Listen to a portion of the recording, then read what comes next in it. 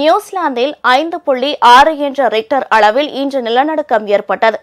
New Zealand நாட்டில் மேற்கு கிறிஸ்ட்சர்ச்சில் நகரில் இருந்து 124 கிலோமீட்டர் தொலைவில் மத்திய தெற்கு தீவில் இன்று அதிகாலை திடீரென நிலநடுக்கம் ஏற்பட்டது. ரிக்டர் அளவில் 5.6 பதிவான இந்த நிலநடுக்கத்தால் கட்டடங்கள் அதிர்ந்தன.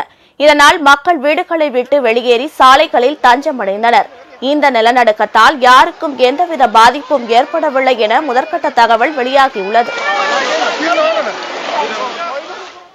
உங்கள் ராஜ் நியூஸ் தொலைக்காட்சியில் கஷ்டப்பட்டு இந்த கொரோனா காலத்துல ஒர்க் பண்ணிட்டு இருந்தோம். அரசு எங்களுடைய அந்த சேவை எதுவுமே புரிஞ்சுக்காம ஒரேடியா வெளியே எடுத்து எங்களை அனுப்பிச்சிட்டாங்க.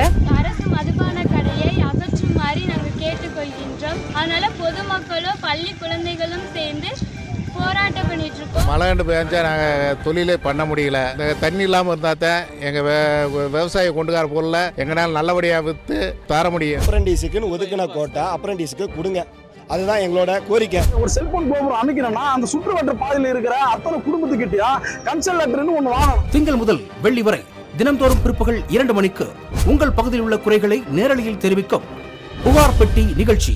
பங்கு பெறுங்கள், பயனடையுங்கள், காணத் தவறாதீர்கள்.